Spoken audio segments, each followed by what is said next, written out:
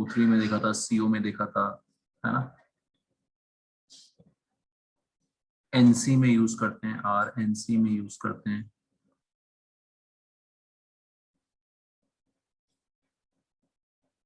है ना। सो ये कुछ कॉमन एग्जांपल्स थे। ओके, और भी देखेंगे एक दो जगह आज। Clear everyone.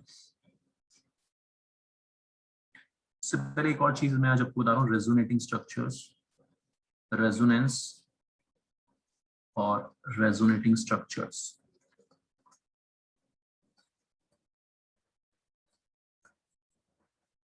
क्या होता है ये, कहां से आया ये चीज, ठीक है, ये सब चीजें हम देखेंगे। अच्छा, उससे पहले ओके, वो मैंने आपको बता दिया था शायद सबको बच्चों, ये मैंने बता दिया था, कार्बन ट्रिपल बॉन्ड, कार्बन का बॉन्ड लेंथ की बात हो गई थी, बता देना प्लीज सब लोग मेरे को। कार्बन डबल बॉन्ड, कार्बन का बॉन्ड लेंथ ज्यादा होगा, कार्बन सिंगल बॉन्ड, कार्बन का बॉन्ड लेंथ ज्यादा होगा, याद है सबको, हो गई थी ये चीज। यस सर, आपने बता दिया। Okay fine. तो रेजोनेंस का फंडा कहां से आया, क्यों दिया गया बच्चों, वो देखना है अपने को। बेंजीन से आया। ऑर्गेनिक केमिस्ट्री में बहुत ही इंपॉर्टेंट हो जाएगा, बहुत डिटेल में हम पढ़ेंगे ऑर्गेनिक केमिस्ट्री में, ठीक है। अभी हम थोड़ा सा इसको बस समझेंगे होता क्या है, क्यों होता है, ठीक है। तो बच्चों जो बेंजीन का स्ट्रक्चर है उसमें आपको पता है तीन तीन सिंगल बॉन्ड है, तीन डबल बॉन्ड है, तीन सिंगल बॉन्ड है और तीन क्या है, डबल बॉन्ड। Understood everyone. तो इस लॉजिक के हिसाब से तो यार बॉन्ड लेंथ फिर अलग अलग होनी चाहिए, है ना। डबल बॉन्ड की बॉन्ड लेंथ अलग होनी चाहिए, सिंगल बॉन्ड की बॉन्ड लेंथ अलग होनी चाहिए, है ना। समझ में आ रही बात। तो आपको पता है ये सारी नीड बेस्ड थ्योरीज है। क्या है ये, नीड बेस्ड थ्योरीज है ना।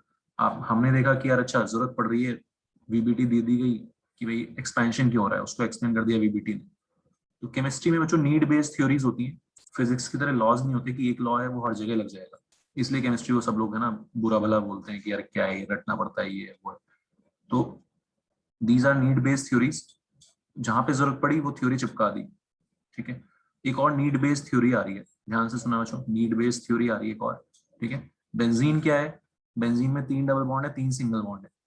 तो इस फंडे के हिसाब से तो यार बॉन्ड लेंथ अलग अलग अलग होनी चाहिए कार्बन कार्बन की, बट स्टिल फिर से वही चीज हुई कि जब हमने इसको करके देखा, क्या करके देखा हमने, वही एक्सरे करके देखा इसका, तो सारी बॉन्ड लेंथ जो है सेम आ रही थी। All bond lengths, carbon carbon bond length in benzene ring 6 हैं, were found to be same, were found to be same. Understood everyone. और ये बॉन्ड लेंथ थोड़ी अलग सी भी आ रही थी, अलग सी मतलब ना डबल बॉन्ड जितनी, डबल बॉन्ड और सिंगल बॉन्ड के कुछ बीच में आ रही थी, है ना, कुछ बीच में आ रही थी, ना डबल बॉन्ड जितनी छोटी ना सिंगल बॉन्ड जितनी लंबी, उसके कुछ बीच में आ रही थी। Understood everyone.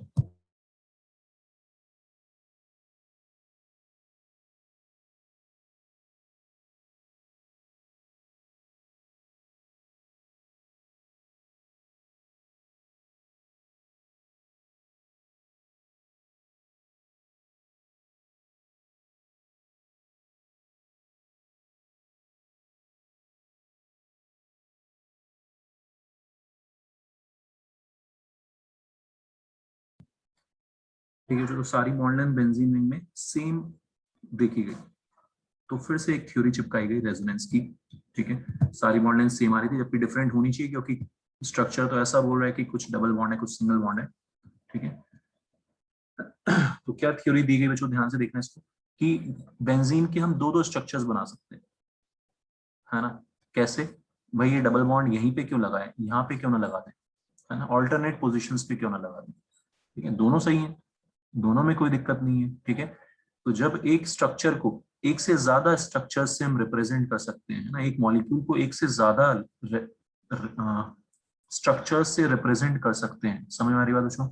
तो हम बोलते हैं कि भाई वो रेजोनेंस हो रही है, वहां पे क्या हो रही है, वहां पे रेजोनेंस हो रही है, और ये दोनों इसके रेजोनेटिंग स्ट्रक्चर्स हैं, क्या है, रेजोनेटिंग स्ट्रक्चर्स हैं, ठीक है। कुछ इस तरह से समझना कि बेंजीन आधे टाइम के लिए इस शक्ल में रहता है, आधे टाइम के लिए इस शक्ल में रेजोनेट करता रहता है, दोनों शक्लों के बीच में, ठीक है। आधे टाइम के लिए ये वाली शक्ल पकड़ लेता है, आधे टाइम के लिए ये वाली शक्ल पकड़ लेता है। बात समझ आ रही बच्चों सबको? ठीक। इसी वजह से हम इसका जो स्ट्रक्चर एक्चुअली में फिर बनाते हैं, क्या बनाते हैं कि डबल बॉन्ड यहाँ पे फिक्स्ड नहीं है, घूमते रहते हैं। ऐसे आपने सुना भी होगा बेंजीन रिंग, है ना? बेंजीन में ये डबल बॉन्ड्स को रिंग की तरह दिखाते हैं। These double bonds are not normal double bonds, ये नॉर्मल डबल बॉन्ड नहीं है, ये फिक्स नहीं है। नॉर्म एक नंबर जो नॉर्मल डबल बॉन्ड होता है वो फिक्स होता है, ये डबल बॉन्ड घूम रहे हैं। ऐसा ये थ्योरी बच्चों दी गई है जिसको बोलते हैं रेजोनेंस। सर लेकिन ये सर सेम नहीं है सर, मतलब उसी को एक बार टिल्ट करके देखो सर, वो भी तो सेम ही चीज हो जाएगी। सेम नहीं ना, सेम चीज नहीं। टिल्ट कैसे टिल्ट कर दिया तूने? टिल्ट कैसे किया मतलब? अगर मैं इन पे नंबरिंग कर दूं गोविंद, कार्बन पे नंबरिंग कर दूं, ठीक है, तो मैं क्या बोलूंगा? कार्बन 1 और कार्बन 2 के बीच में सिंगल बॉन्ड है, या कार्बन 1 और कार्बन 2 के बीच में डबल बॉन्ड है? क्या बोलूंगा बता मेरे को। अब तो सर सेम बट नंबर भी तो हम ही ने किया सर, मतलब वैसे 1 और 2 और सर मतलब 2 और 3 मतलब एक ही चीज हो सकती है सर, टिल्ट करके भी देखा जाए तो। टिल्ट करके देख रहा है? अच्छा, अगर मेरे को स्ट्रक्चर देखना है, मान ले ये सोच तू, अगर मेरे को स्ट्रक्चर का पता करना है कि कहाँ पे डबल बॉन्ड है, कहाँ पे सिंगल बॉन्ड है, तो ये तो समझ आ रहा है ना तेरे को चीज की, कहीं पे डबल बॉन्ड आना चाहिए, कहीं पे सिंगल बॉन्ड आना चाहिए, ये समझ आ रहा है इतना? तो बॉन्ड लेंथ यस अलग, सर, वो तो बेंजीन का स्ट्रक्चर है सर। हाँ तो बॉन्ड लेंथ अलग अलग होनी चाहिए ना, ठीक है, अलग अलग होनी चाहिए। लेकिन बॉन्ड यस सर। लेंथ क्यों आ रही है? तो जब हम बॉन्ड लेंथ कंपेयर करते हैं तो वो फिक्स कर देते हैं ना कि हम इस कार्बन और इस कार्बन की बात कर रहे हैं। क्योंकि बोल रहा है कि नंबरिंग हमने की भाई, तो हम ये भी तो देखना चाह रहे हैं ना कि इस कार्बन और इस कार्बन के बीच में डबल बॉन्ड बॉन्ड लेंथ कितनी है, और इस कार्बन और इस कार्बन के बीच में तो वो कैसे आएगी, उसके बीच में बॉन्ड कितने हैं, उसी से आएगी ना यार। Yes sir. ठीक है, तो हम इस और इस कार्बन के बीच में देखना चाह रहे हैं, तो अब वो शिफ्ट फिफ्ट करना या टिल्ट विल्ट करने से थोड़ी ना बात बन रही, हम तो फिक्स कर दी ना, मैं इन दो कार्बन के बीच में देखना चाह रहा हूँ। बात समझ आ गई मेरी, क्या मैं बोलना चाह रहा हूँ? आगे समझ सर। ठीक है, तो दो स्ट्रक्चर्स पॉसिबल हो गए कि हम डबल बॉन्ड यहाँ लगा दें या यहाँ पे सिंगल बॉन्ड लगा दें, डबल बॉन्ड आगे लगा दें 2 और 3 कार्बन के बीच में, है ना? एक में हमने 2 और 3 कार्बन के बीच में सिंगल बॉन्ड लगाया, एक में हमने 2 और 3 कार्बन के बीच में डबल बॉन्ड लगा दिया। तो दो स्ट्रक्चर्स इसके पॉसिबल है बच्चों, है ना? दिख रहे हैं साफ साफ कि दो रेजोनेटिंग स्ट्रक्चर्स पॉसिबल हैं। ये डबल बॉन्ड मैं यहाँ ना लगा के यहाँ पर भी लगा सकता हूँ। क्लियर है ये चीज? इस वजह से एक फिनोमेना दिया गया, एक थ्योरी दी गई कि इन दोनों शक्लों में बेंजीन शिफ्ट मारता रहता है, कभी इस शक्ल में कभी इस शक्ल में। मतलब ये जो डबल बॉन्ड्स हैं ये एक जगह फिक्स नहीं रहते, घूमते रहते हैं। ऐसी थ्योरी दी गई है। ऐसे केस में हम एवरेज बॉन्ड ऑर्डर बोलते हैं। क्या बोलते हैं? Average bond order. तो किसी भी, तो गोविंद अब हम एक ही 1 और 2 कार्बन के बीच में अगर मेरे को बॉन्ड ऑर्डर निकालना हो तो मैं एवरेज करूंगा। एक टाइम पे डबल बॉन्ड है, एक टाइम पे सिंगल बॉन्ड है, एवरेज निकाला मैंने, 1.5 बॉन्ड ऑर्डर आ रहा है। कितना आ रहा है? 1.5। ये बोल रही है थ्योरी, समझो इसको ध्यान से पहले, है ना? ऐसा बोलना चाह रही है थ्योरी कि एक टाइम के लिए डबल बॉन्ड है इसके बीच में, एक टाइम के लिए सिंगल बॉन्ड है। तो actual bond order is somewhat in between of 2 and 1 which is 1.5। इसीलिए बच्चे जो बॉन्ड लेंथ आ रही है, वो भी जो बॉन्ड लेंथ आती है वो भी सिंगल और डबल बॉन्ड के कुछ बीच में आती है ना, डबल बॉन्ड जितनी आती है ना सिंगल बॉन्ड। भाई सब कुछ फिक्स है, केमिस्ट्री में सब कुछ नोट किया हुआ है। नोट किया हुआ है साइंटिस्ट लोगों ने, कार्बन डबल बॉन्ड कार्बन होगा तो उसकी लेंथ इतनी होगी, कार्बन सिंगल बॉन्ड कार्बन होगा तो उसकी लेंथ इतनी होगी। और यहाँ पे बेंजीन में अलग ही लेंथ आ रही है। क्यों आ रही है वो अलग लेंथ? उसको ये रेजोनेंस की थ्योरी प्रूव करती है। बताओ बच्चों, समझ में आ रही सबको बात? तो जो थ्योरी जो चीज प्रूव कर रही है हमें उसको रिस्पेक्ट देनी पड़ेगी, भले ही हम, है ना, दिल पे पत्थर रख के उसको इज्जत दें, लेकिन देनी पड़ेगी। Understood everyone? क्लियर है बच्चों? ठीक। नीड बेस्ड थ्योरीज हैं। इस थ्योरी ने सिर्फ ये चीज प्रूव करी कि ये जो ऐसे स्ट्रक्चर्स हैं इनमें क्या हो रहा है, बस एक चीज प्रूव करी, लेकिन इसको भी हमें इज्जत देनी पड़ेगी। क्लियर है बच्चों? सबको समझ आ गई बात? रेजोनेंस क्या होता है? अब मैं लिख रहा हूँ उसकी कहानी, क्या बोलता है इस theory. When a molecule can be represented by more than one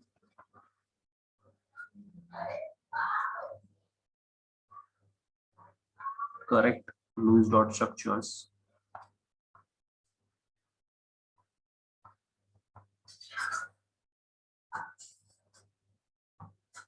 Then those structures are called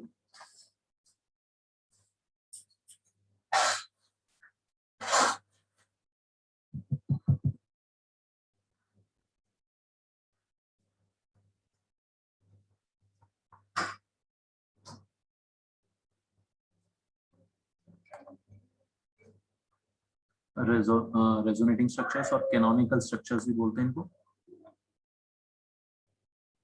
This phenomena is called resonance.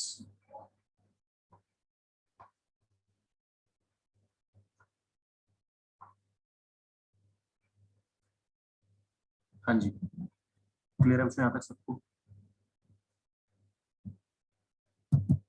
ठीक है, देवयानी, अर्नव, सनारी बात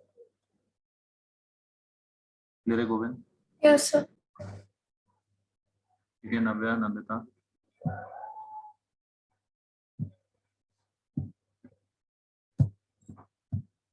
This phenomena is called resonance.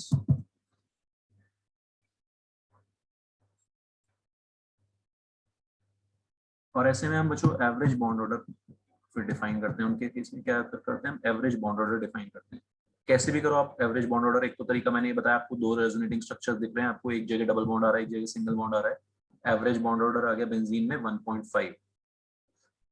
या फिर ऐसे भी सोच सकते हो आप कि यहाँ पे टोटल बच्चों कार्बन में 9 बॉन्ड्स हैं, 9 बॉन्ड है, 3 डबल 3 सिंगल, 9 बॉन्ड है और 6 जगह सजाना है उनको, इक्वली डिवाइड करना है, इक्वली 6 जगह डिस्ट्रीब्यूट करना है, 6 कार्बन के बीच में इक्वली डिस्ट्रीब्यूट करना है 9 रसगुल्लों को, तो सबको 1.5 मिलेगा. Understood everyone? कैसे भी आपको एवरेज बॉन्ड ऑर्डर निकालना इसमें आना चाहिए. Any doubt? Average bond order of CC bond in benzene is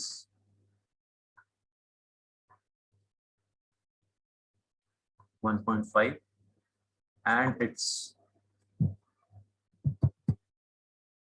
bond length is intermediate.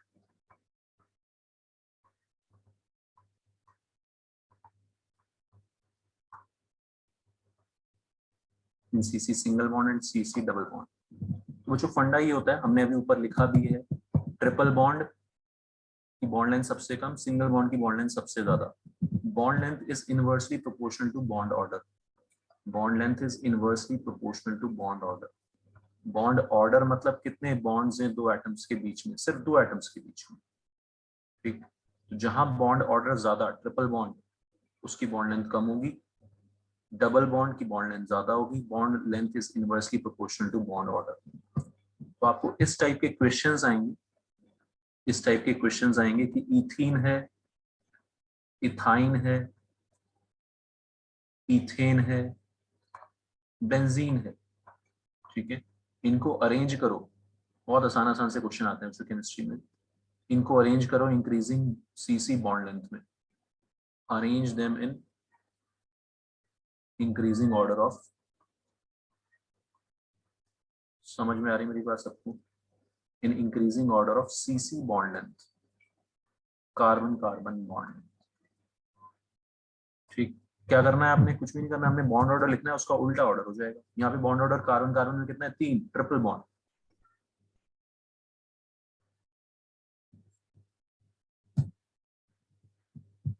Clear है बच्चों? कितना है? Triple bond. यहाँ पे कितना है? Double bond. यहाँ पे कितना है? Single bond. यहाँ पे बेंजीन में हमने देखा रेजोनेंस की वजह से 1.5. कहानी समझ में आ रही है? ठीक, तो क्या हो जाएगा? सबसे छोटी बॉन्ड लेंथ हो जाएगी सबसे ज्यादा बॉन्ड ऑर्डर वाले की. इथाइन की बॉन्ड लेंथ सबसे कम, फिर इथीन, फिर आएगा बेंजीन. Understood everyone? और सबसे ज्यादा बॉन्ड लेंथ होगी इथेन में. कोई दिक्कत किसी को यहाँ तक?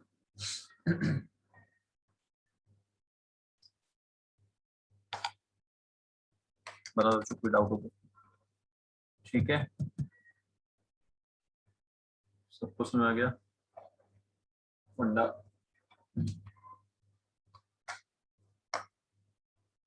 रेजोनेटिंग स्ट्रक्चर्स का। अब हम और एग्जांपल्स देखेंगे जो रेजोनेटिंग स्ट्रक्चर्स के। एक तो आपने देखा बेंजीन, कहाँ कहाँ पे होता है रेजोनेंस, ये आपको और डिटेल में समझ में आया जैसे आएगा, जैसे मैंने बताया ऑर्गेनिक में हम डिटेल में पढ़ते हैं।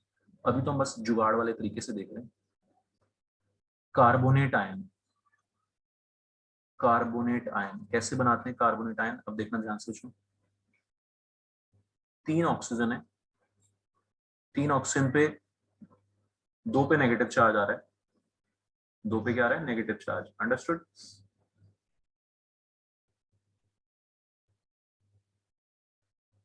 जिन पे नेगेटिव चार्ज आ रहा है उनको सिंगल बॉन्ड मिलेगा, है ना। तो ये बच्चों इन आयंस में ये रेजोनेटिंग स्ट्रक्चर्स का फंडा हम पढ़ेंगे। ये आयंस कैसे बनते हैं, कार्बोनिक एसिड आप जानते हो H2CO3, H2SO4, HNO3, ये सारे H3PO4 सारे एसिड्स हम पढ़ेंगे आज, ठीक है। ये कैसे एसिड्स बनते हैं, इनमें O के साथ H लगा होता है ना, O के साथ क्या लगा होता है, H, ठीक। समझ आ रहा है सबको, O के साथ H लगा होता है। तो कौन से H निकलते हैं, जो O के साथ लगे होते हैं। दोनों H निकाल दिए हमने। बात समझ रही हो कैसे बना कार्बोनेट आयन। तो कार्बोनेट आयन का स्ट्रक्चर बताया तो हमें कार्बोनिक एसिड का स्ट्रक्चर भी पता है। अंडरस्टूड, ठीक। इस तरह से बनाते हैं इनका स्ट्रक्चर। तो ये चीज समझ आ रही है सबको। नेगेटिव चार्ज कैसे आ रहा है यहाँ पे, हाइड्रोजन के जाने से, ठीक। तो एक बॉन्ड हाइड्रोजन का था, इस वजह से ऑक्सीजन के 2 ही बॉन्ड होते हैं, तो इस वाले ऑक्सीजन को हमने डबल बॉन्ड दिया और साइड वाले ऑक्सीजन को, नेगेटिव चार्ज वाले ऑक्सीजन को क्या दिया, सिंगल बॉन्ड, ठीक है। अब फिर से गोविंद वही चीज कि इसके 3 स्ट्रक्चर्स होंगे, तो बोलेगा सर टिल्ट करके बना दिया, रोटेट करके बना दिया, लेकिन ये तीनों ऑक्सीजन बच्चे अलग अलग है, तीनों ऑक्सीजन अलग अलग हैं। तीनों ऑक्सीजन बोल रहे हैं भाई मैंने क्या पाप किया है, मुझे भी डबल बॉन्ड दे दो एक बार, है ना। तो लेफ्ट वाले ऑक्सीजन को मिला डबल बॉन्ड एक बार, फिर ऊपर वाले ऑक्सीजन को डबल बॉन्ड मिला एक बार। समझ में आ रहा है बच्चों, 3 स्ट्रक्चर्स बन सकते हैं इसके, इनको बोलते हैं रेजोनेटिंग स्ट्रक्चर्स। देखो ध्यान से, कोई दिक्कत परेशानी ये मत बोलना कि रोटेट करके सब टिल्ट करके सेम चीज है। तीनों ऑक्सीजन अपनी अपनी आइडेंटिटी है, एक राम है, एक शान और एक पता नहीं कौन है, एक हमारा, एक अकबर, एक एंथनी, जो भी है, अलग अलग तीनों oxygen.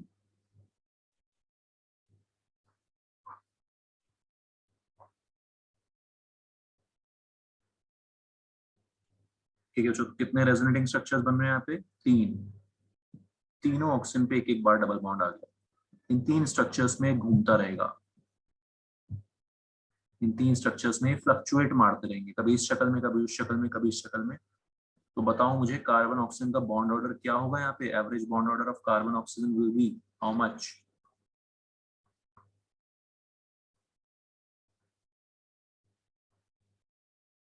Average CO bond order कितना होगा बच्चों, कौन बता रहा है।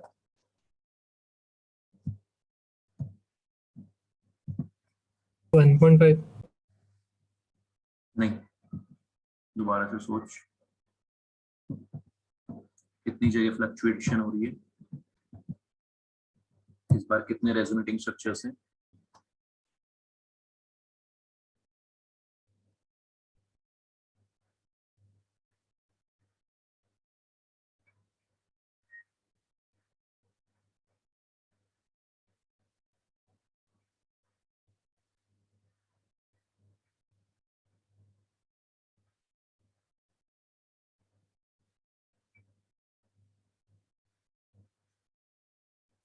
अच्छा, सीधा सा फंडा है, 4 बॉन्ड है, इनको 3 जगह सजाना है।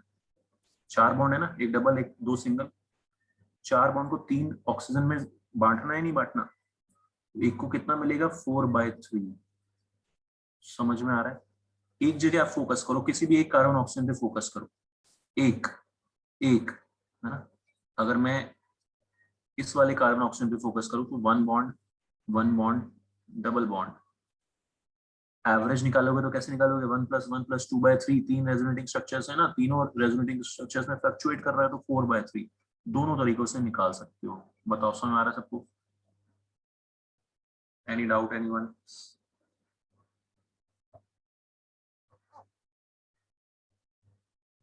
सब बॉन्ड ऑर्डर का फॉर्मूला क्या, एवरेज बॉन्ड ऑर्डर का? नंबर ऑफ, हाँ वो भी मैं बता देता हूँ, नंबर ऑफ बॉन्ड्स, फॉर्मूले में बिलीव करते हो आप, है ना। मैं बोलूंगा समझ के करो, बट फॉर्मूला अगर आपको सोचना है, number of total number of bonds divided by, ठीक है, उनको कितनी जगह डिवाइड करना है, क्या बोलेंगे इसको, सीओ। सीओ कितने हैं, ठीक है, पोजीशंस कितनी है, 4 बॉन्ड है, 2, 1 और 3, उनको तुमने कितनी जगह डिवाइड करना है, 3 ऑक्सीजन में डिवाइड करना है। बताओ बच्चों, समझ में आ रहा है? फॉर्मूले का मतलब समझो पहले। 4 बॉन्ड है, उसको कितनी पोजीशंस में हमने डिवाइड करना है, 3 पोजीशन में। क्लियर है? Yes sir. ठीक है, हर्षुल, गोविंद, समझ आ रहा है सबको? कार्तिक, कोई डाउट? इसको बोलते हैं जो रेजोनेटिंग स्ट्रक्चर्स, और इसको बोलते हैं एवरेज बॉन्ड ऑर्डर। यहाँ पे आ गया 4/3। Next example, find out sulphate ion में एवरेज बॉन्ड ऑर्डर कितना आ रहा है। सल्फेट आयन SO4-2, खुद से बनाओ स्ट्रक्चर और फिर उसका एवरेज बॉन्ड ऑर्डर बताओ मेरे को निकाल के।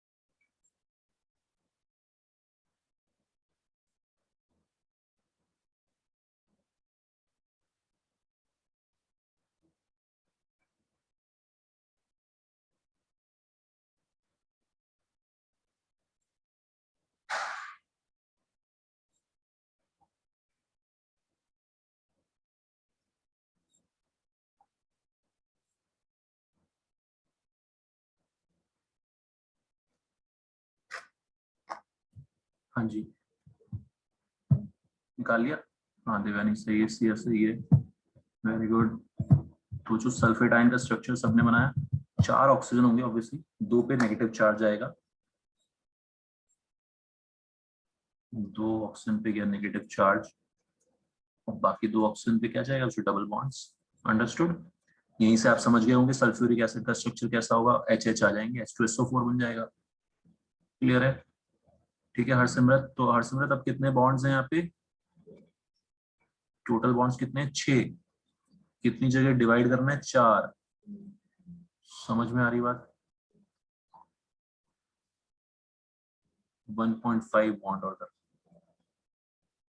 कोई दिक्कत बच्चों ये कैलकुलेट करने में? एवरेज रेजोनेटिंग, मतलब average bond order from resonating structures.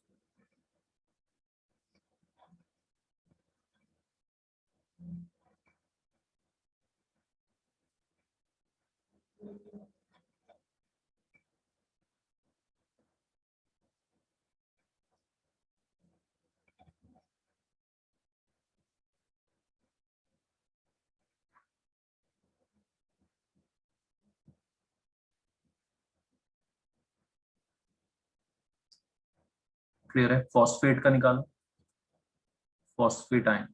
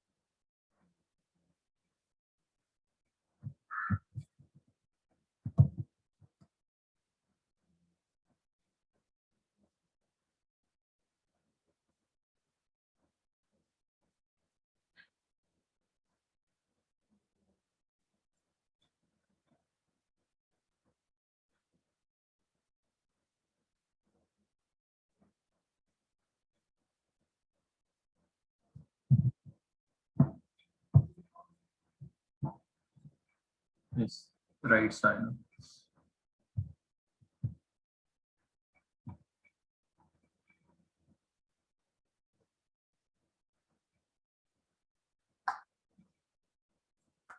तो समझ में आ रहा है सबको? फिर से PO4 3 माइनस, ठीक है। Yes Harsimrat right. तो हरसिमरत 5 बॉन्ड है, कार्तिक समझ रहा है, नब्बे एनी डाउट? 5 बॉन्ड है, 4 जगह सजाना है या डिस्ट्रीब्यूट माना है 5 जगह, ठीक है। रेजोनेटिंग स्ट्रक्चर बच्चों ये है ना, ऑक्सीजन बोल रहे हैं कि यार सारे ऑक्सीजन बोल रहे हैं कि एक एक बार डबल बॉन्ड मुझे भी चाहिए, मेरे को भी दो डबल बॉन्ड, मेरे को भी दो, सारे भाई भाई हैं, सेम है, तो 4 रेजोनेटिंग स्ट्रक्चर बन जाएंगे, है ना, कैसे भी सोच लो। या फिर डायरेक्ट देख लो कि भाई 4 बॉन्ड है, सॉरी 5 बॉन्ड है, 4 जगह इक्वली डिस्ट्रीब्यूट होंगे because all oxygen atoms are same.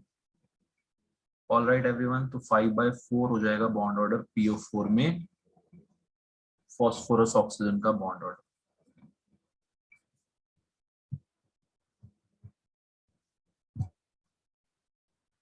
ठीक है बच्चों, ये इस तरह से निकालते हैं एवरेज बॉन्ड ऑर्डर। इसका निकालो एक बार, इसमें सोच के बताओ मुझे कितना होगा बॉन्ड ऑर्डर कार्बन ऑक्सीजन का।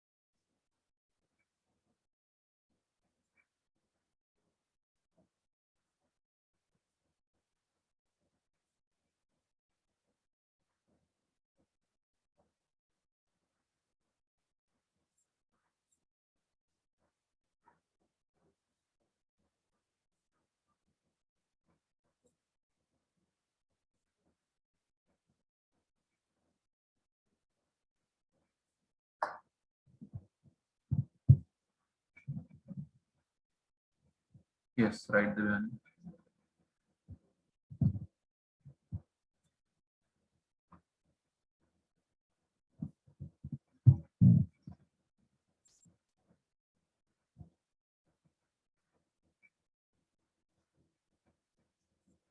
नहीं, रौनक गलत है, हर्षमृत गलत है बच्चों। इसमें ऑक्सीजन ऑक्सीजन में ही चलेगी ना रेजोनेंस, डबल बॉन्ड कहाँ जा सकता है? ऑक्सीजन पे ही जा सकता है ना, हाइड्रोजन पे तो नहीं जा सकता ना, ये समझ आ रही बात सबको? Yes sir. Yes Harsimrat 1.5 is correct. तो जो 3 बॉन्ड ऑक्सीजन और कार्बन के बीच में ना 3 बॉन्ड्स हैं, इक्वली डिवाइड होने हैं दोनों ऑक्सीजन पे। समझ में आ रही है मेरी बात सबको? नहीं, ठीक है। कार्बन और ऑक्सीजन के बीच में ही तो रेजोनेंस आ सकती है ना, वो दोनों 2 पोजीशंस है और बॉन्ड्स हैं 3, है ना, तो डिवाइड कर देंगे उनको इक्वली, 1.5 हो जाएगा बॉन्ड ऑर्डर।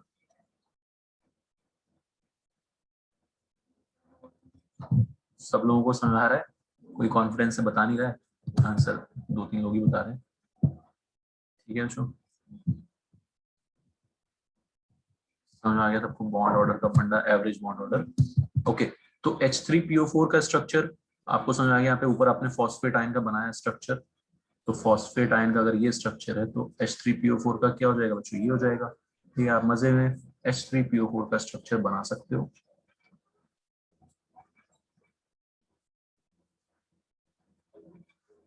क्यों बना रहे हैं? क्योंकि थोड़ा सा याद रखना पड़ता है हमें चीजें। H3PO3 और H3PO2 3 तरह के एसिड्स होते हैं।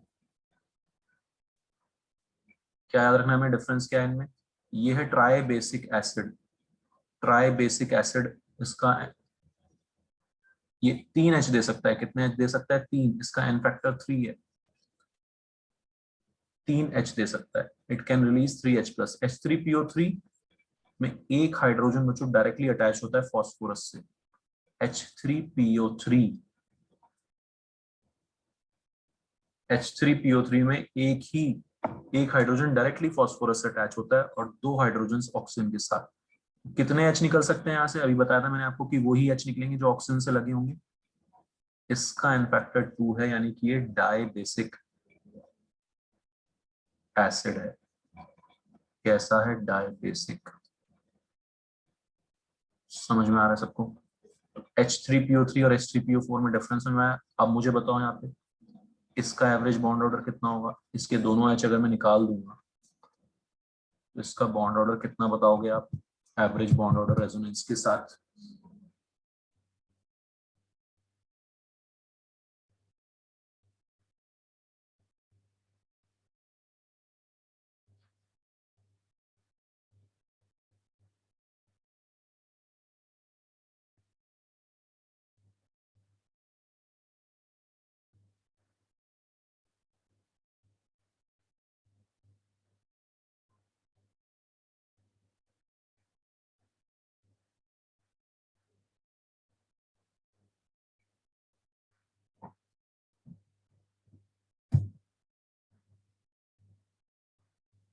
यस, वेरी गुड, सही है।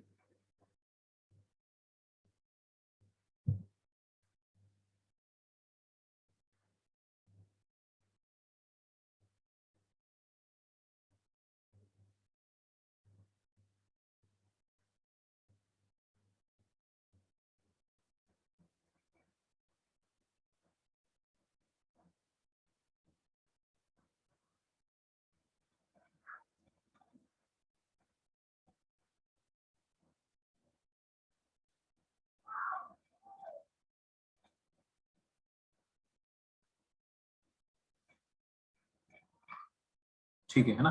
तो कितने? 4 बॉन्ड। फास्फोरस और ऑक्सीजन का बॉन्ड ऑर्डर निकालना है हमें। वहीं वहीं पे डबल बॉन्ड जा सकता है। डबल बॉन्ड यहाँ पे है ना? तो कितने बॉन्ड है टोटल? ये एक डबल और दो सिंगल, 4 बॉन्ड है। और कितनी जगह हम उनको डिस्ट्रीब्यूट करेंगे? 3 जगह, 3 ऑक्सीजन के बीच में इक्वली डिस्ट्रीब्यूट करेंगे। 4/3 बॉन्ड ऑर्डर हो गया।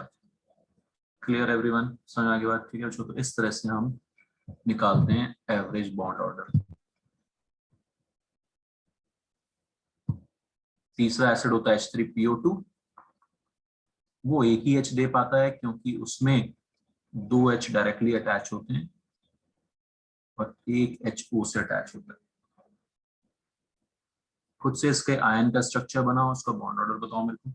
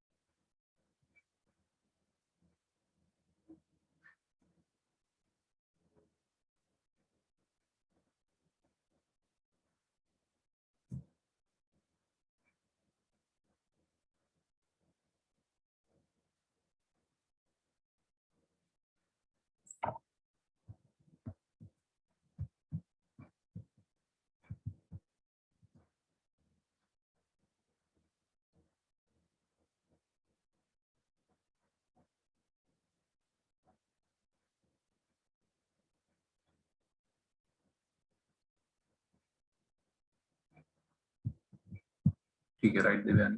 तो कैसे? इसका आयन आयन क्या बनेगा? एक H निकल जाएगा वहां से।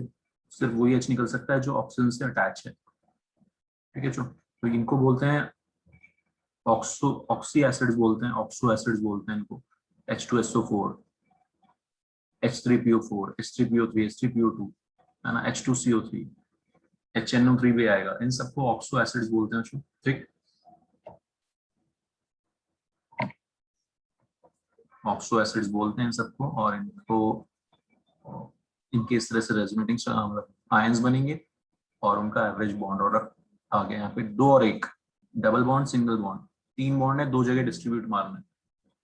So bond order will be 3/2। Clear?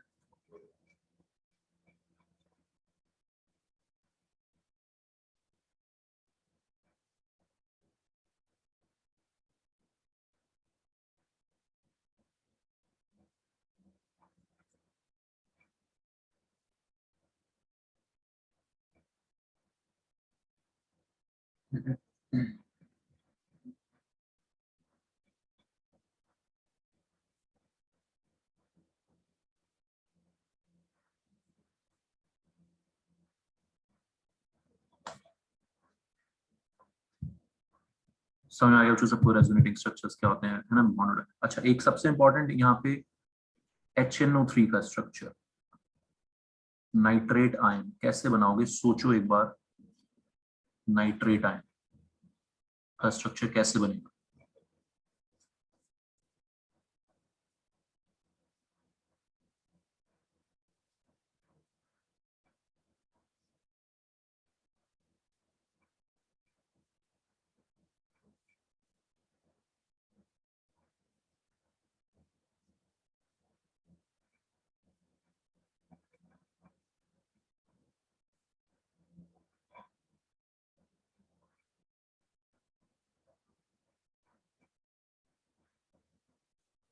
Nitrate ion का स्ट्रक्चर ध्यान से सोच के बताना।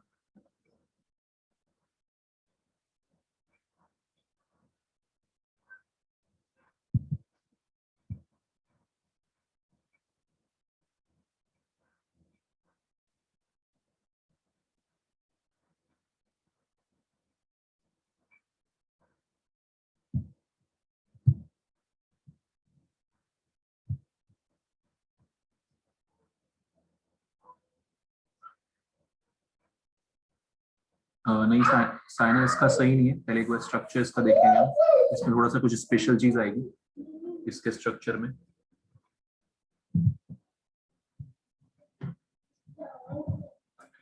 No Devyani, this is not correct because इसमें कुछ स्पेशल आएगा, है ना। 5 बॉन्ड नहीं बना सकते हम नाइट्रोजन के, बना सकते हैं क्या? नहीं बना सकते, ठीक है देवयानी, गलती हिंट दे दिया मैंने, अब सोच।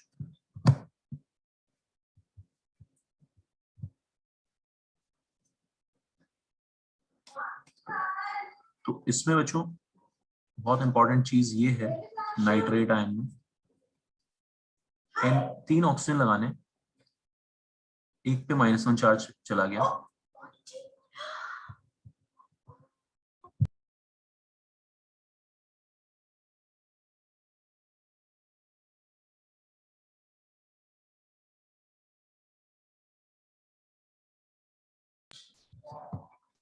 तो इसमें बच्चों काम की चीज ये है कि हम यहाँ पे डबल बॉन्ड नहीं लगा सकते यार, है ना। नाइट्रोजन में हम 2 डबल बॉन्ड थोड़ी ना लगा सकते, दिस इज कंप्लीटली रॉन्ग। ये तो लुइस का अपमान हो गया, लुइस की बेइज्जती हो गई। सेकंड, है ना, नाइट्रोजन 5 बॉन्ड बना ही नहीं सकता क्योंकि वो सेकंड ग्रुप का बंदा है। यहाँ पे बच्चों कोऑर्डिनेट बॉन्ड होता है, बहुत important, another use of coordinate bond. आपको हमेशा ये चीज ध्यान रखनी है, नाइट्रोजन हमेशा 3 कोवेलेंट बनाएगा और चौथा वो सिर्फ कोऑर्डिनेट बॉन्ड बना सकता है। समझ में आ रही मेरी बात सबको? बहुत अच्छे से ध्यान रखना है ये सबको, ठीक है। नाइट्रोजन 3 कोवेलेंट बनाता है, चौथा वो कोऑर्डिनेट करता है। डबल बॉन्ड लगा मत देना कभी भी, ठीक है, 2 डबल बॉन्ड तो लगा ही मत देना। समझ में आ गई बात सबको? तो correct representation is this coordinate bond, जो लास्ट क्लास में हमने सीखा था। ऑलराइट, अब इसका फॉर्मल चार्ज वाला स्ट्रक्चर बनाओ सब लोग, फिर मुझे बॉन्ड ऑर्डर निकाल के बताओ, आप सही आएगा बॉन्ड ऑर्डर आपका।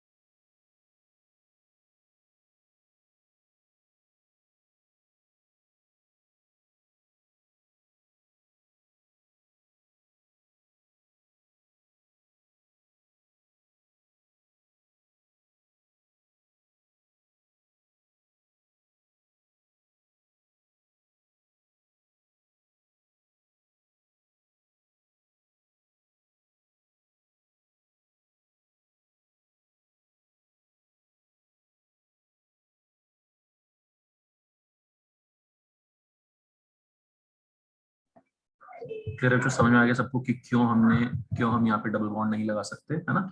सल्फेट पे लगा सकते हैं, कोई दिक्कत नहीं है, बड़े बंदों के लिए लगा सकते हैं, third group onwards third period onwards लगा सकते हैं, आपको पता है कौन एक्सपेंशन। ओके गोविंद, ठीक है, ठीक है। तो इसमें फॉर्मल चार्ज के साथ, फॉर्मल चार्ज हमने लास्ट क्लास में पढ़ा ही था, फॉर्मल चार्ज के साथ बच्चों ये हो जाएगा, है ना, कोऑर्डिनेट बॉन्ड की जगह नाइट्रोजन में प्लस चार्ज और ऑक्सीजन पे माइनस चार्ज। Understood everyone? और इसके बॉन्ड ऑर्डर कितना हो जाएगा फिर?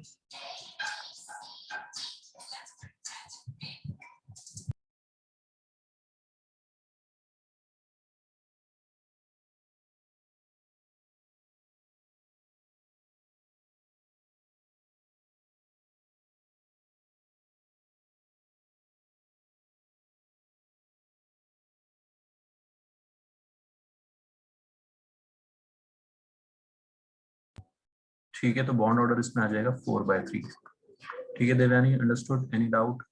समझ में आ गया? ध्यान रहेगा, याद रखना बच्चों, ठीक है। 4 बॉन्ड है, 3 जगह सजाने हैं। बताओ मेरे को, सबको याद रहेगा? ये एक और कोऑर्डिनेट बॉन्ड का यूज मैंने इसलिए बचा रखा था क्योंकि हम ये रेजोनेटिंग स्ट्रक्चर में देखने वाले थे।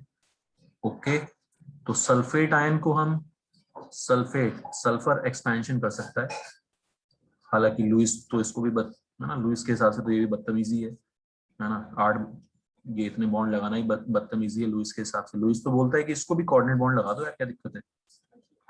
मेरी बात समझ आ रही सबको? लुइस के हिसाब से लुइस तो 4 बॉन्ड से ज्यादा देख ही नहीं सकता, उसको दिक्कत हो जाती है 4 बॉन्ड से ज्यादा देखती, ठीक है। लेकिन हम अब मॉडिफाई कर चुके हैं, हम थर्ड पीरियड ऑनवर्ड्स एक्सपेंशन कर देते हैं, ठीक। लेकिन फिर भी अभी भी नाइट्रोजन तो एक्सपेंशन नहीं कर सकता, सेकेंड पीरियड वाले एक्सपेंशन नहीं कर सकते। ऑलराइट एवरीवन, क्योंकि उनके पास क्या नहीं है? एम्प्टी डी ऑर्बिटल नहीं है, ठीक है। तो बच्चों ये डिटेल में हो गया आपका रेजोनेटिंग स्ट्रक्चर्स क्या होते हैं, कैसे इनके स्ट्रक्चर बनेंगे, बॉन्ड ऑर्डर क्या आएगा, एवरेज बॉन्ड ऑर्डर। क्वेश्चन करो एक।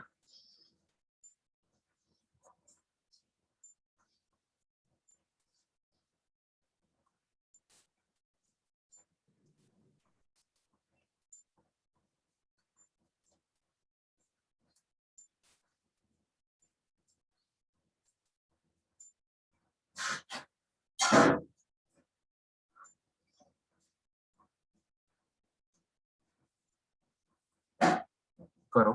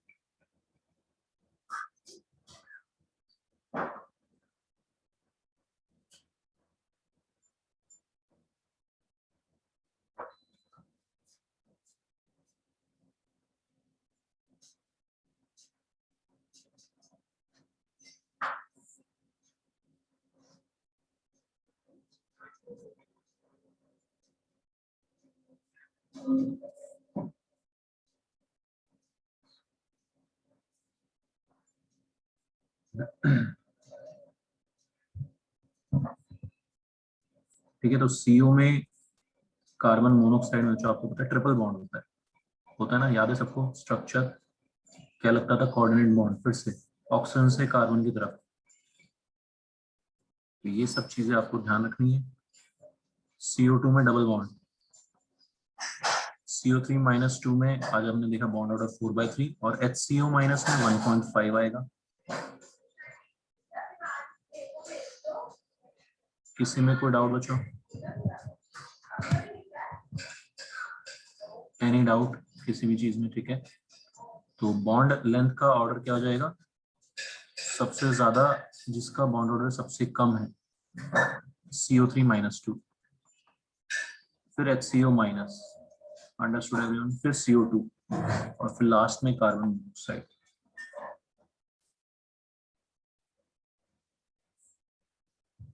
तो आई होप समझ में आ गया होगा आप सबको कि कैसे रेजोनेटिंग स्ट्रक्चर्स देखते हैं, कैसे बॉन्ड लेंथ कंपेयर करते हैं on the basis of bond order.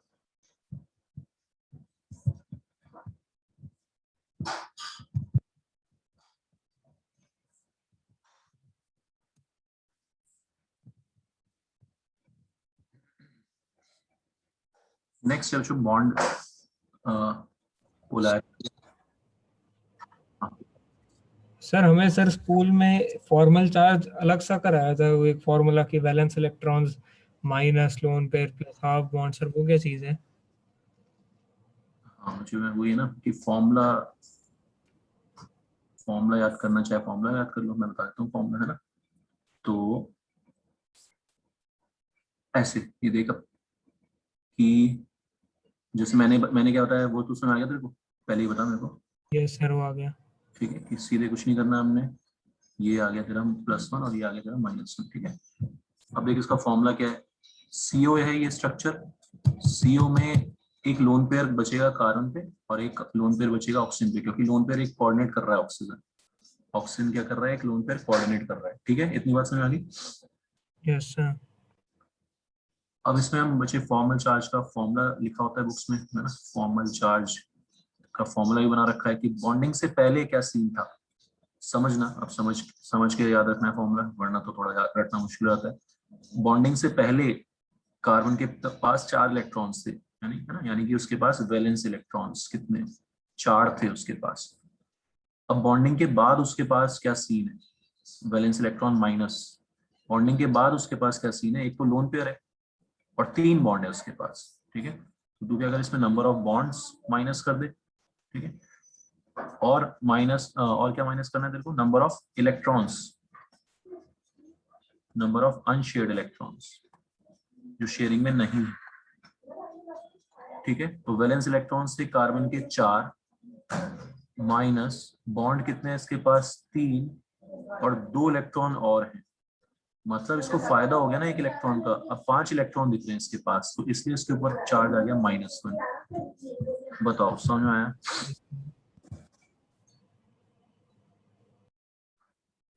बताओ भाई, समझ में आया बच्चे?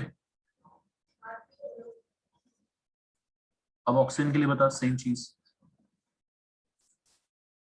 वैलेंस इलेक्ट्रॉन्स 6, बॉन्ड कितने दिख रहे हैं? 3, नंबर ऑफ अनशेयर्ड इलेक्ट्रॉन्स कितने दिख रहे हैं? 2, आ गया +1। ठीक है, ये हो गया तेरा फॉर्मूला। तो फॉर्मल चार्ज का फॉर्मूला भी समझ आ गया। Valence electrons minus number of bonds minus number of unshared electrons किसी भी एक एटम पे, है ना। लेकिन उसके लिए तेरे को फिर से पूरा लुईस डॉट स्ट्रक्चर बनाना पड़ेगा। और मैंने जो बताया उसमें सिर्फ आपको क्या करना है, बस जैसे ही कोऑर्डिनेट बॉन्ड दिखा +1 -1, खत्म बात। अब बताओ जो दोनों मेथड समझ आ गए? Yes sir.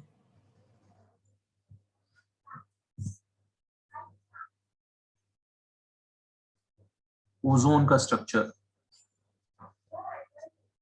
है ना, ओजोन का स्ट्रक्चर। ठीक है, तो मैंने ऐसे बताया कि +1 -1 हो गया। अब आप इसको इस वाले मेथड से तीनों ऑक्सीजन पे आप फॉर्मल चार्ज को इसमें लोन पर एक्स्ट्रा लगा दिया मैंने। तीनों ऑक्सीजन की फॉर्मल चार्ज निकालो जो इस फॉर्मूले से एक बार, जैसे स्कूल में बताया गया आपके, है ना।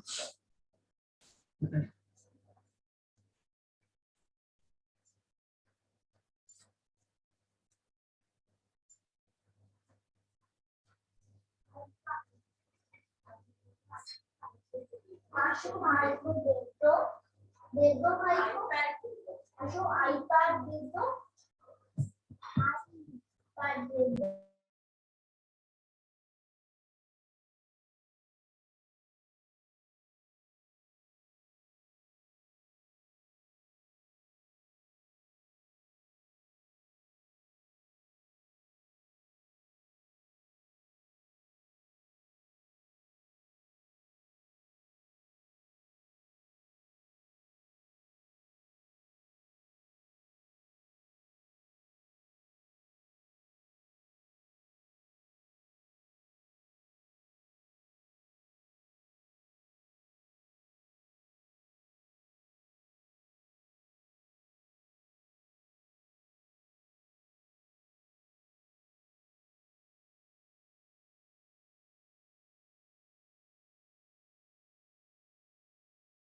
Sir done sir.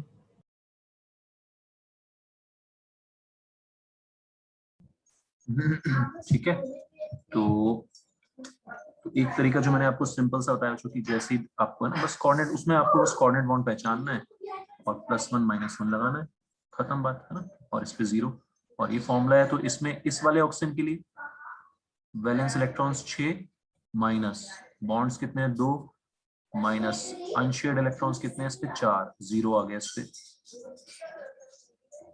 राइट वाले पे, राइट मोस्ट पे, ठीक है, दोनों तरीके से समझ आ गया। कई बार स्कूल वाले फॉर्मूला वगैरह पूछ लेते हैं ये लिख के। तो 6 minus bond 1 minus unpaired electrons कितने, अनशेयर्ड इलेक्ट्रॉन्स कितने 6, -1 आ गया इस पे आएगा -1। सिमिलरली उस पे ऊपर वाले पे आ जाएगा +1 फॉर्मल चार्ज। 6 माइनस बॉन्ड कितने दिख रहे हैं इसके 3 -2। तो उसके लिए जो आपको पूरा लोन पेयर और बॉन्ड का हिसाब किताब लिखने के बाद फॉर्मल चार्ज निकालते हैं उस फॉर्मूले के थ्रू। बताओ मेरे कुछ समझ आ गई बात सबको। वन मोर थिंग, ओजोन में भी बच्चों रेजोनेटिंग स्ट्रक्चर्स, बताओ बॉन्ड ऑर्डर कितना हो जाएगा ओजोन में।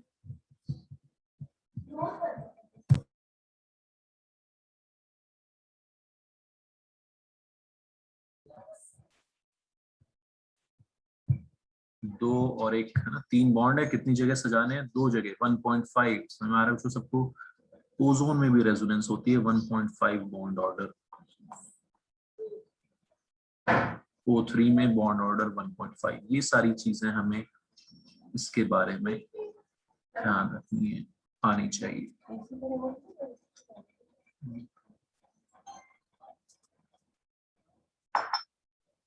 क्लियर है, हो जाएगा यहाँ तक।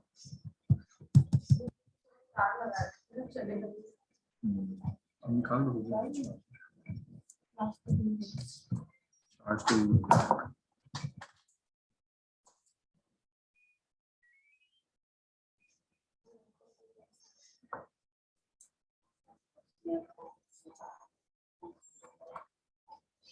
नेक्स्ट कॉन्सेप्ट है जो पोलैरिटी इन कोवेलेंट बॉन्ड्स। पोलैरिटी इन कोवेलेंट बॉन्ड्स, इससे हम बता पाएंगे कौन मॉलिक्यूल है ना। हम बोल देते हैं कि water is a polar solvent. हम क्या बोलते हैं, water is a polar solvent, ठीक है। CCl4 is a non polar solvent, वो नॉन पोलर सॉल्वेंट है। कैसे है, क्यों है, ये सब हम यहाँ से बता पाएंगे कि कौन पोलर है कौन नॉन पोलर, ठीक है। तो होता क्या है, बहुत आसान सी चीज है, HF है, उसमें आपको पता है एक चीज ज्यादा इलेक्ट्रोनेगेटिव है, फ्लोरीन इज मोर इलेक्ट्रोनेगेटिव। तो वो इलेक्ट्रॉन्स को अपनी तरफ खींच के रखता है। फ्लोरीन इज मोर इलेक्ट्रोनेगेटिव, तो मोर इलेक्ट्रोनेगेटिव पे बच्चों कैसा चला जाता है, पार्शियल नेगेटिव, अपनी तरफ इलेक्ट्रॉन्स को खींच के रखता है। गुंडागर्दी दिखा रहा है, तो इलेक्ट्रॉन्स अपनी तरफ खींच के रखेगा। सो फ्लोरीन पे पार्शियल नेगेटिव चार्ज आ गया, ठीक है। So partial negative charge on fluorine as it is more electronegative than hydrogen। तो 2 एटम्स हैं यहाँ पे, फ्लोरीन और हाइड्रोजन। एक ज्यादा स्ट्रॉन्ग है इलेक्ट्रोनेगेटिव, वो अपनी तरफ खींच के रखता है, क्लियर है। तो ये कैसा बॉन्ड बन गया, जो पोलर कोवेलेंट बॉन्ड बन गया। कैसा बॉन्ड बन गया, ये पोलर कोवेलेंट बॉन्ड बन गया। समझ में आ रही बात सबको, कोई दिक्कत। HF becomes HF में जो बॉन्ड है वो पोलर कोवेलेंट बॉन्ड होंगे। भाई भाई के बीच में जो बॉन्ड होंगे हाइड्रोजन ऑक्सीजन नाइट्रोजन, वो प्योर नॉन पोलर होंगे। क्या होंगे? प्योर नॉन पोलर, दोनों तरफ हाइड्रोजन है, कोई इलेक्ट्रोनेगेटिविटी डिफरेंस नहीं है, no electronegativity difference, so no charge.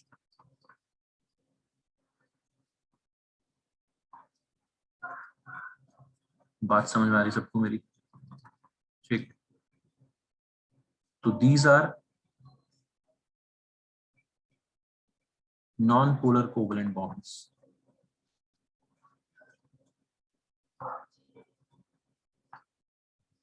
Clear है बच्चों? सबको कोई दिक्कत परेशानी?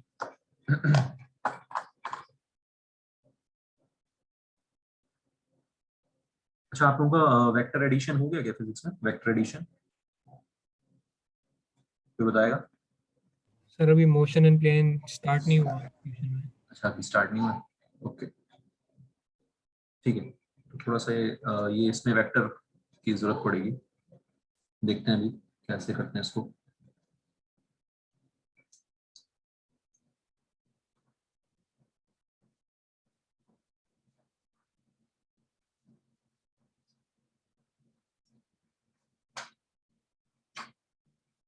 ओके, तो ये HF समझ में आ गया बच्चों? अब देखो, आप CO2 को देखो,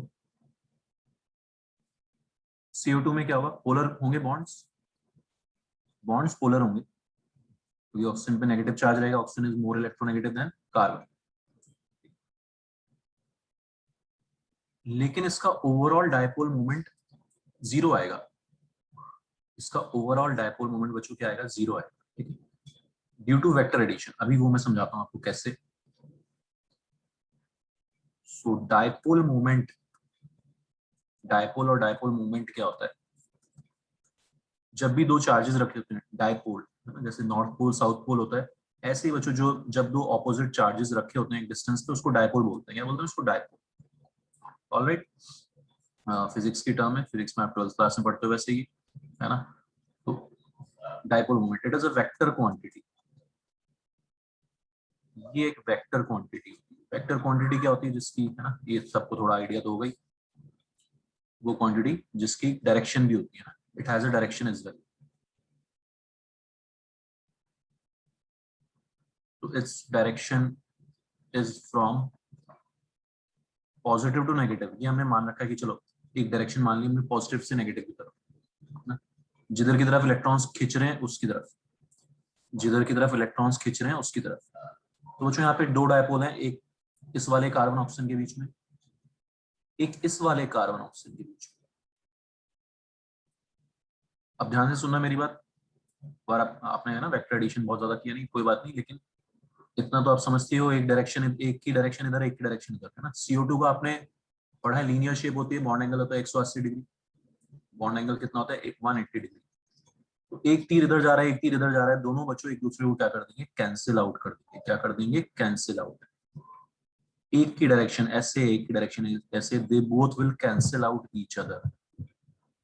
मेरी बात समझ आ रही सबको? This is called vector addition. करोगे आप फिजिक्स में, फॉर्मूला भी हम एंगल के टर्म्स में बता सकते हैं ना, अभी मैं उसमें नहीं आ रहा हूँ, बट आप सीधे सीधे इसको ऐसे समझो कि एक तीर इधर, एक तीर इधर, दोनों एक दूसरे को कैंसिल आउट कर देंगे। सो CO2 में mu overall, mu is dipole moment, overall dipole moment इसका जीरो आ जाएगा, क्योंकि वेक्टर एडिशन होके वो नेट कैंसिल आउट हो जाएगा, ठीक है। तो हम बोलेंगे कि CO2 में बॉन्ड्स तो पोलर हैं, लेकिन ओवरऑल मॉलिक्यूल कैसा है? Non polar. CO2 molecule is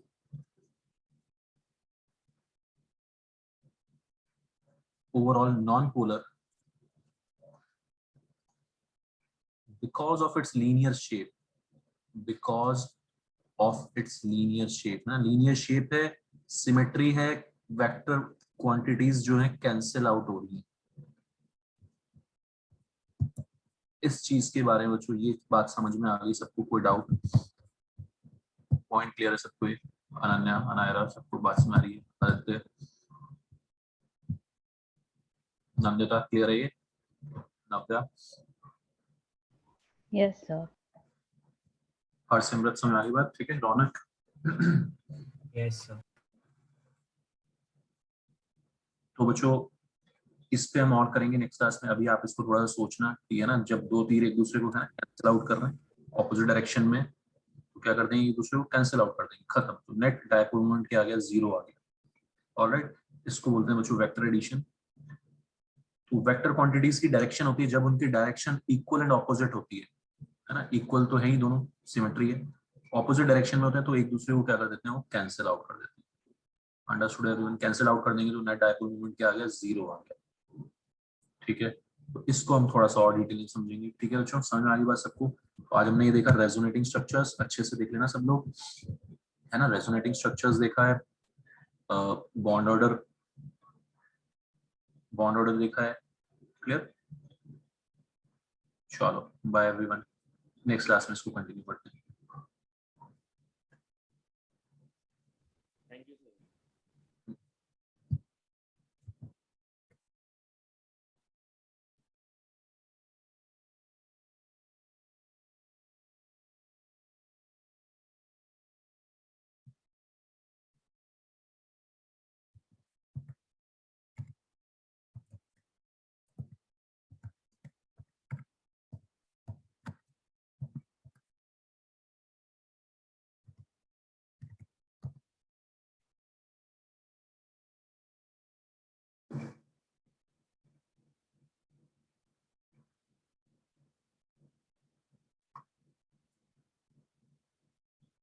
कौन से चैप्टर्स?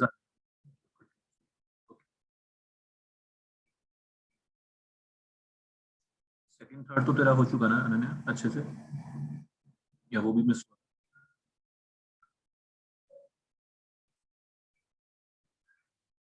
सर काइंडा अच्छा अच्छा, ओके, ठीक है। अपन थोड़ा उसको रिवाइज करेंगे तेरे यूटी से पहले, ठीक है। Thank you sir. Take care, bye.